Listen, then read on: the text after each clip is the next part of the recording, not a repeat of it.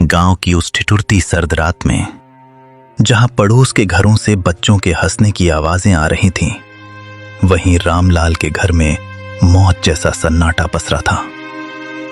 रामलाल, जिसने कभी बड़े बड़े भोज में राजाओं की तरह 56 भोग परोसे थे, आज अपनी ही बहू की जली हुई और सख्त रोटियां निगलने को मजबूर था। किस्मत का खेल देखिए, जिस हाथ ने सबको खिलाया, आज वही हाथ कांप रहे थे। थाली को पैर से जमीन पर घसीटते हुए, लो निगल लो इसे, सारा दिन खटिया तोड़ते हो, कम से कम ये जली रोटियां तो खा ही सकते हो। और सुन लो बुढ़े, कल सुबह सूरज निकलने से पहले आंगन चकाचक साफ मिलना चाहिए। मुफ्त की रोटियां तोड़ना बंद करो। तुम्हारी इस खांसी और मनहूसियत ने घर का सुकून छीन लिया है। बेटी, गला सूख रहा है। अगर थोड़ा सा गुड़ का टुकड़ा मिल जाता तो ये सूखी रोटी अंदर उतर जाती। गुड़ चाहिए इन्हें? अरे अपनी औकात देखिए। जब से मां गई है, तुम हमारे सिर पर बोझ बन गए हो। सच तो यह है कि तुम्हें भी मां के साथ ही चले जाना चाहिए था। अब यहां हमारे टुकड़ों पर पल रहे हो, और नखरे ऐसे जैसे अभी भी किसी रियासत के रसोइये हो। बेटा, जिस दिन तू पैदा हुआ था, उस दिन मैंने पूरे गांव को घी के लड्डू खिलाए थे। तुझे अपनी हथेलियों पर छांव देकर बड़ा किया। क्या यही दिन देखने के लिए मैंने तुझे काबिल बनाया था? तभी 7 साल का पोता गोलू दौड़ता हुआ आता है और रामलाल के गले लग जाता है। उसकी आंखों में गुस्सा और दुख दोनों हैं। पापा, आप दादाजी को ऐसे क्यों बोल रहे हो? जब मुझे डर लगता है तो यही दादाजी मुझे अपनी गोदी में सुलाते हैं। माँ, आपने इन्हें जली हुई रोटी क्यों दी?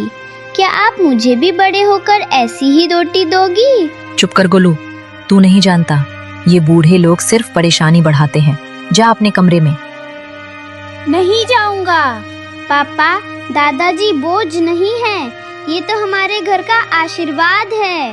आप कहते हो ना कि ये आपके टुकड़ों पर पल रहे हैं, पर दादाजी ने तो मुझे बताया था कि ये घर और ये खेत उन्होंने अपनी मेहनत से बनाए हैं। फिर ये आपके टुकड़े कैसे हुए? गोलू, तू छोटा है, बड़ों के बीच मत बोल। रामलाल का दर्द तो फिर भी खुले आसमान के नीचे था, जिसे हवाएं सहला देती थीं। पर नेकी राम की सिसकियां उन 4 दीवारों के पीछे दम तोड़ रही थीं, जिन्हें उसने खुद अपने पसीने से सींचा था।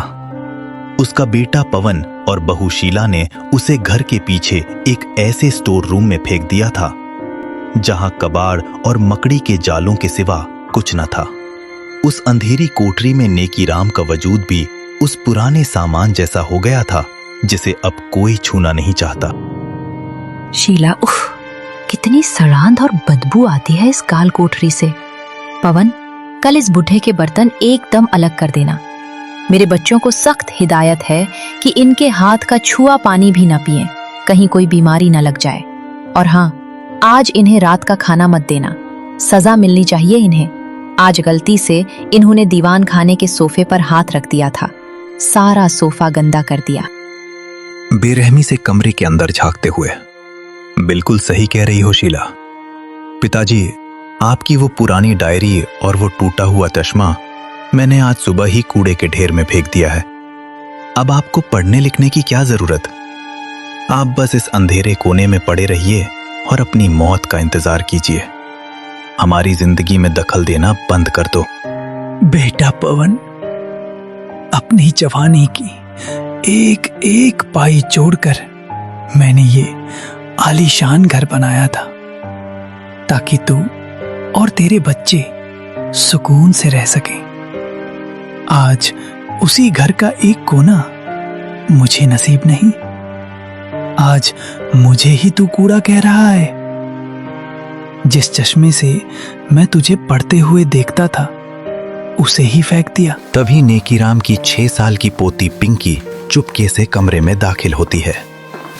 उसके हाथ में एक छोटी सी पानी की बोतल और अपनी टिफिन से